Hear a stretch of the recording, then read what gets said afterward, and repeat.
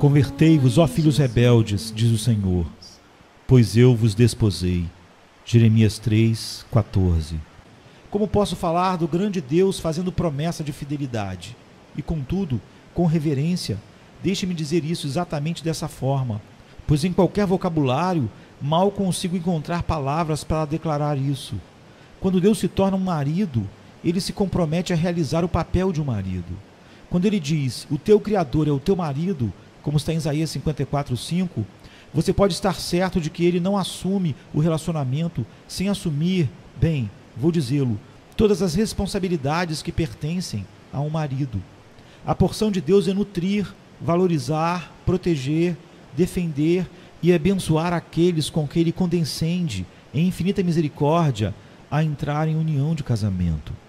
Quando o Senhor Jesus Cristo tornou-se o marido de sua igreja, ele sentia que tinha uma obrigação e compromisso para conosco, e na medida em que dívidas haviam sido contraídas, ele as pagou nossas dívidas. Como diz os versos, sim, disse o filho, por ela eu irei.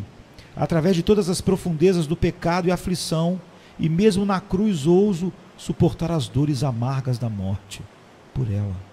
Ele nunca recuou de fazer qualquer daquelas obras amorosas que pertencem ao marido de sua esposa escolhida por ele.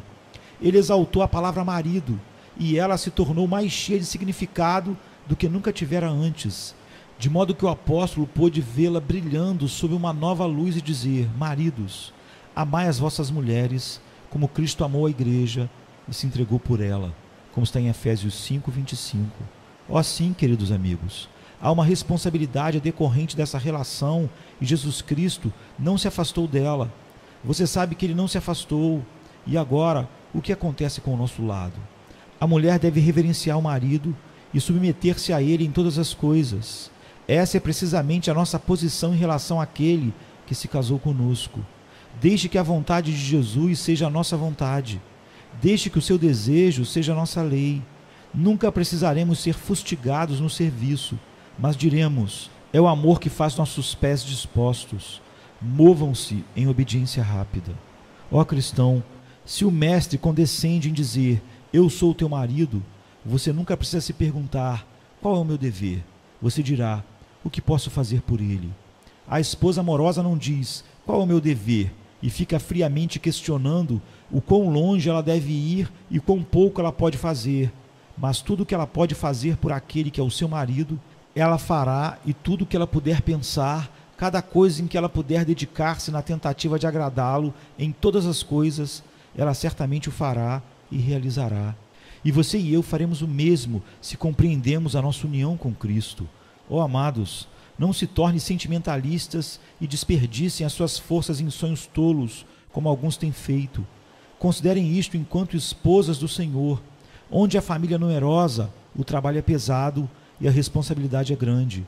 Devo lembrá-los, se o tempo permitir, das palavras do rei Lemuel e do oráculo que lhe ensinou sua mãe. Tenham paciência comigo, pelo menos enquanto eu os advirto ouvirem a sabedoria de uma mãe para com seu filho, para que o coração de seu marido possa confiar com segurança em vocês. Tenham cuidado para fornecer alimento para a sua família. Coloquem as suas mãos no fuso. Não deixem de ser diligentes e não comam o pão da preguiça. Abram a boca com sabedoria e se certifiquem de que a lei da bondade esteja em sua língua. E também não se esqueçam de vocês mesmos em relação a todos os deveres da sua posição. Devem cumprir as suas obrigações para com o seu Senhor. Palavras curtas, mas poderosas, atos inigualáveis contam como Jesus nos amou. Que possamos esculpir a nossa canção de amor a Ele nos corações de alguns ternos filhinhos que são colocados em nosso caminho e são comprometidos aos nossos cuidados. Que a vida que agora vivemos na carne, pela fé no Filho de Deus, possa tornar-se um poema e uma grata resposta àquele que nos amou e se entregou por nós. Espero que agora entendamos que quando Deus diz, eu vos desposei, isso exige responsabilidades mútuas. Isso também envolve confidências mútuas. Como chamaremos de casamento aquilo em que marido e mulher são apenas duas pessoas mantendo a individualidade e como se fosse uma condição escrupulosa de contrato? Isso é totalmente estranho à ideia divina. Em um verdadeiro casamento, o marido e a mulher tornam-se um. Doravante, as suas alegrias e as suas preocupações, suas esperanças e seus labores, suas dores e seus prazeres, levantam-se e misturam-se em um fluxo. Irmãos, o Senhor nosso Deus disse que o segredo do Senhor é com aqueles que o temem, e ele lhes mostrará a sua aliança, como está nos Salmos 25, 14. Disse-lhe Judas, não os Iscariotes: Senhor, de onde vem que te has de manifestar a nós e não ao mundo? João 14, 22. Havia o segredo, porque existe uma união entre Cristo e o seu povo que não há entre Cristo e o mundo. Quão alegremente as palavras soam, elas são um anel prateado em si mesmas. Já vos não chamarei servos, porque o servo não sabe o que faz o seu senhor, mas tenho-vos chamado amigos, porque tudo quanto ouvi de meu Pai vos tenho feito conhecer. João 15, 15. Cristo não retém nada de você. Lembre-se de outras palavras dele. Se não fosse assim, eu vou-lo teria dito. Ó, que deleite! Ele diz: vou preparar-vos lugar. Ele lhes diz que ele está indo preparar um lugar para eles. E então diz: se não fosse assim, eu vou-lo teria dito. Eu não mantenho segredos em relação a vocês. Vocês são meus próximos, minha carne e meus ossos. Eu saí da casa do meu Pai em glória para que eu pudesse tornar-me um com vocês. Me manifestei e não escondi nada de vocês, mas revelei o meu coração e minha alma a vocês. Agora, cristão, veja, você está na relação de um cônjuge e você deve abrir o seu coração para Cristo. Não vá e conte os segredos do seu coração aos seus próximos e nem para seus amigos, pois de alguma forma ou de outra, o coração mais simpatizante não pode adentrar em toda a nossa dor. Há uma tristeza da qual o estranho não pode participar, mas nunca houve uma dor na qual Cristo não pudesse simpatizar. Faça do Senhor Jesus um confidente, conte-lhe tudo. Você é casado com ele, desempenhe o papel de uma esposa que não mantém segredos, não esconde aflições nem alegrias, conte-lhe tudo. Eu estava em uma casa ontem, onde havia uma criancinha e foi dito dela: ela é uma criança tão engraçada. Eu perguntei de que maneira e a mãe disse: bem, se ela cai e se machuca na cozinha, ela sempre subirá as escadas chorando e contando a alguém. Então ela desce e diz: eu contei a alguém. E se ela está lá em cima, ela desce e diz a alguém, e quando volta, age da mesma maneira: eu disse a alguém, e ela não chora mais. Pois bem, eu pensei, devemos dizer a alguém, visto que é da natureza humana buscar ter simpatia. Mas se nós sempre formos a Jesus e lhe dissermos tudo e não o deixarmos, podemos muitas vezes lançar o fardo e ser aliviados com uma grata canção. Façamos assim, e vamos com todas as nossas alegrias e todos os nossos problemas até aquele que diz: eu vos desposei. Eu sei que o diabo dirá: ora, você não deve dizer ao Senhor o seu problema atual, pois ele é muito pequeno, e além disso, você sabe que agiu errado e que é o responsável por trazer este problema sobre si mesmo. Bem, mas você contaria isso ao seu marido, não é? E você não contará ao seu Senhor? Você não poderia contar a um mestre, mas você pode contar a um marido. Ó, não volte ao amigo estado legal de chamar Cristo Baali, mas chame-o de Ishi, meu homem, meu marido, e ponha nele a confiança que se espera que a mulher coloque sobre um marido que a ama afetuosamente. Este casamento implica a comunhão em todas as suas relações. Tudo que o marido possui torna-se de sua esposa. Ela não pode ser pobre se ele for rico, e o pouco que ela tem, seja ela quem for, passa a ser dele também. Se ela está em dívida, seus débitos tornam-se seus. Quando Jesus Cristo tomou o seu povo, deu-lhes tudo o que ele tinha. Não há nada em Cristo que ele não te deu. É digno de observação que ele deu à sua igreja o seu próprio nome. Onde, diz você? Bem, existem duas passagens de Jeremias 23, 6 e 33, 16, que notavelmente ilustra isso. No primeiro diz: este será o seu nome, com o qual Deus o chamará. E no outro: este é o nome com o qual Deus o chamará. Em ambas, o nome é idêntico: Yahvé Tsekenu, o Senhor nossa justiça. O quê?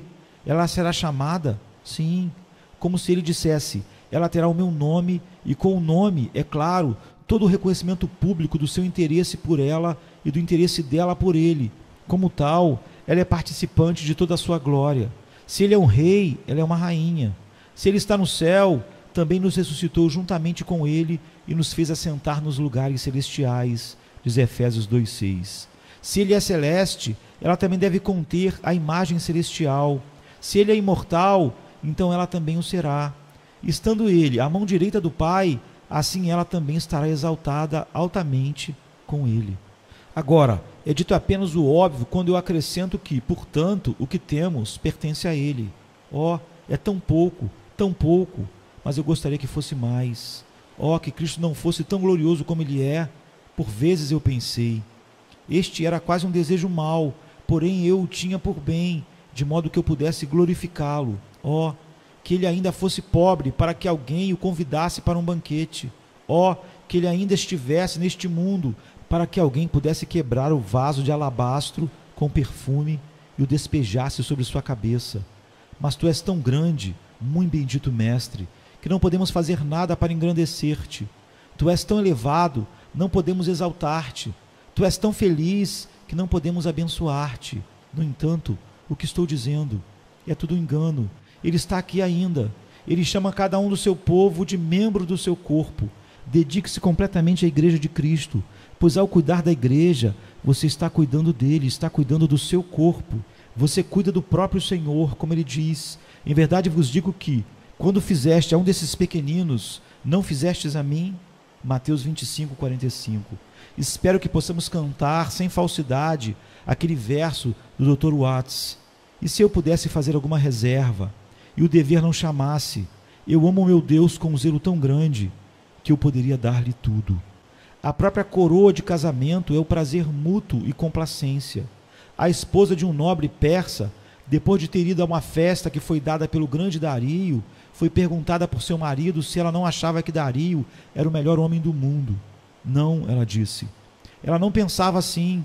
Ela nunca viu qualquer um no mundo que era comparável ao seu marido. E sem dúvida, esta é exatamente a opinião que o marido tem da sua esposa e uma esposa do seu marido, onde o casamento é como deveria ser.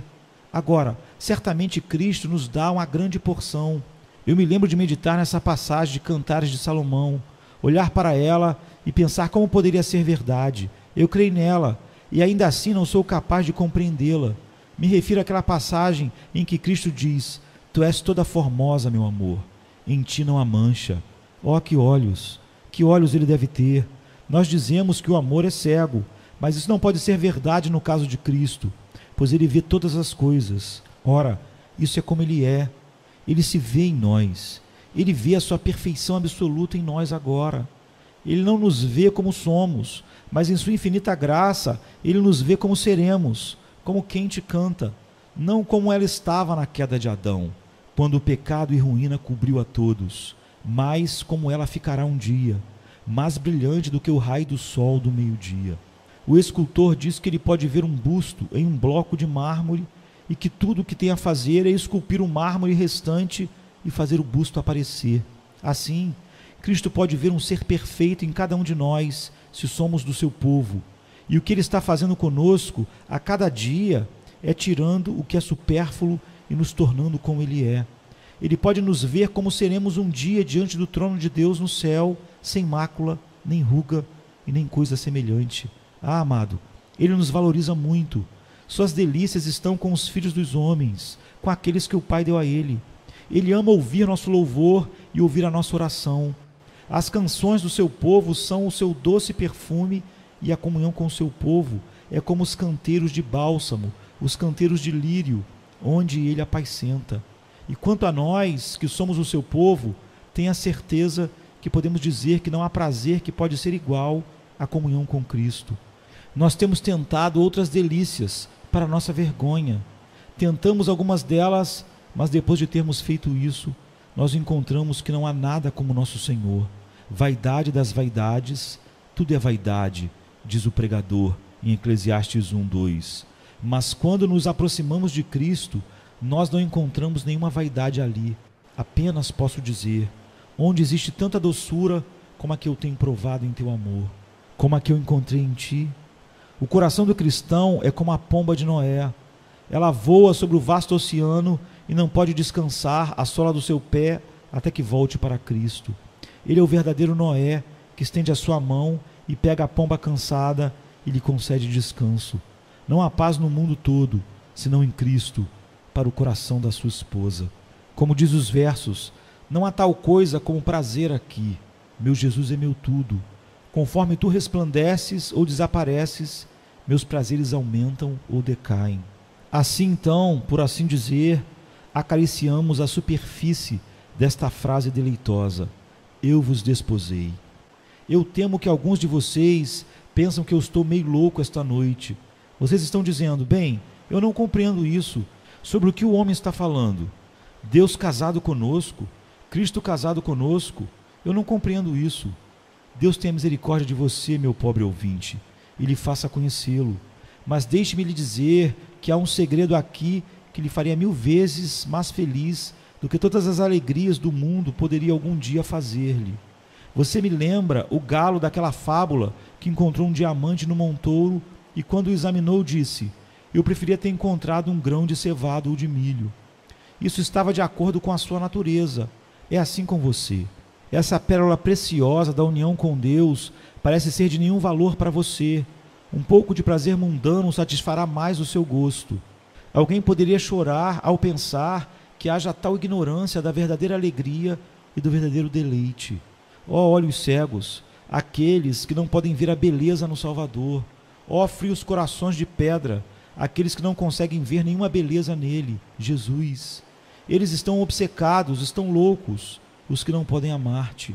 É uma estranha vaidade dos filhos dos homens o pensar que eles podem agir sem ti, que eles podem ver alguma luz para além de ti, ó sol da justiça, ou qualquer coisa bela em todos os jardins do mundo, à parte de ti, rosa de Saron, tu, lírio dos vales. Ó, se eles te conhecessem! Como diz os versos, 1000 dores perfuram a minha alma ao pensar em todos aqueles que não lhe pertencem. Eu me dirijo a qualquer um nesta noite que, enquanto fingem ser pessoas religiosas, não são firmes quanto à sua fidelidade ao Senhor. Há muitos tais e, ocasionalmente, os encontramos aqui. Eles não podem apaziguar a sua consciência sem alguma profissão espalhafatosa. Assim, eles se unem a nós como ouvintes e espectadores na Assembleia Solene, mas eles nunca se unem à igreja de fato, porque eles não têm devotamente capturado seus corações ao amor de Cristo. Peço-lhes a razão. A sua resposta parece modesta e, ainda assim, a reserva que isso implica não é nada puro. Você nos diz que está com medo de que não ande de forma consistente. Não seria mais verdadeiro admitir que o seu relacionamento com o mundo, o seu serviço a Mamon, seus passatempos comuns e entretenimento e seus festejos ocasionais, inofensivos como você tenta nos convencer que eles são agora, se vistos à luz da esposa de Cristo, seriam tidos como muito vergonhosos? Enquanto os princípios do cristianismo estão em causa, você os endossa com o seu credo particular, e você é protestante o suficiente para preferir as doutrinas mais evangélicas, mas a reserva em sua conduta é um indicativo claro de uma reserva muito fatal em seu caráter. Você pode admitir que Deus é o supremo, mas não o Senhor exclusivo do seu coração. Você daria ao altar do Senhor mais honra do que a qualquer outro altar, mas ainda assim não removeria os altos que profanam a terra. Há outros altares em tua vida. A sua opinião é que não há nenhum Deus em toda a terra, senão o Deus de Israel, mas sua prática é de curvar-se na casa de Rimon e de outros deuses. Você deseja ter todas as promessas de Deus concedidas a você, mas decididamente se opõe a fazer quaisquer promessas em seu santuário. É para tais como você que estes apelos graciosos são muito desagradáveis. Convertei-vos, ó filhos rebeldes, diz o Senhor, pois eu vos desposei. Nada em tua experiência corresponde a isso. Você fica distante como se estivesse ofendido. Devo adverti-lo, portanto, que Deus só pode ser teu Deus, como foi descrito aqui, nestes laços de união pactual, de casamento, ou então Deus é apenas o teu juiz. Mas, cristão, eu falo com você. Você sabe alguma coisa sobre isso? A saber, que Deus é casado com você? Se você o sabe, você não pode dizer comigo: sim, e ele tem sido um marido muito fiel a mim? Agora, não há nenhum de vocês que possa objetar a isso. Até agora, ele tem sido muito fiel a você E o que você tem sido para ele? Quão bondoso e terno ele tem sido, quão fiel, generoso e compassivo. Em cada aflição sua, ele foi angustiado e o anjo da sua presença o salvou. Exatamente em sua maior necessidade, ele veio em sua ajuda. Ele conduziu você através de todas as dificuldades até agora. Você pode falar bem dele, não pode? E quanto ao seu amor, cristão? Quanto ao seu amor, o que você pensa sobre ele? Não é o céu na terra para você? Você não acha que é? Você não acha que é o céu contemplar a sua face e provar o seu amor? Bem, então fale bem dele, fale bem dele. Faça este mundo ouvir o teu louvor. Toque o sino de prata para as orelhas surdas dessa geração e cultura. Faça-os saber que o seu amado é o mais belo dentre os belos, e faça-os perguntar, ó mais formosa entre as mulheres, o que é o teu amado mais do que outro amado? Como está em Cânticos 5:9, então conte para eles. Quanto a você que não o conhece, eu gostaria de fazer-lhe esta pergunta, e você a responda por si mesmo. Você quer se casar com Cristo? Você deseja tê-lo? Então não haverá dificuldades no caminho da união. Se o teu coração segue a Cristo, ele terá você. Se quando tu concedes o leito da tua casa, tu lhe dizes, querido Salvador, aqui está o meu coração, tome-o, lave-o, salve-me, ele te ouve, seja tu quem fores, ele não vai recusar-te, ele te procura, busca-te, e quando tu procuras por ele, esse é um sinal claro de que ele já te encontrou e mudou o seu coração, ainda que tu ainda não o tenhas encontrado, mas ele já te encontrou. A aliança de casamento está pronta. A fé é o anel de ouro, que é o sinal do vínculo matrimonial. Confie no Salvador, confie nele. Acabe com a confiança em tuas boas obras. Acabe com a dependência de teus méritos.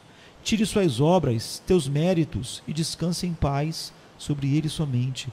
Pois agora ele diz, enquanto te vê, e desposar-te-ei comigo para sempre. Desposar-te-ei comigo em justiça e em juízo, e em benignidade e em misericórdias, e desposar-te-ei comigo em fidelidade, e conhecerás ao Senhor. Oséias 2, 19 e 20. Que ele faça assim a cada um de vocês, e que o nome de Cristo seja glorificado para sempre. Amém.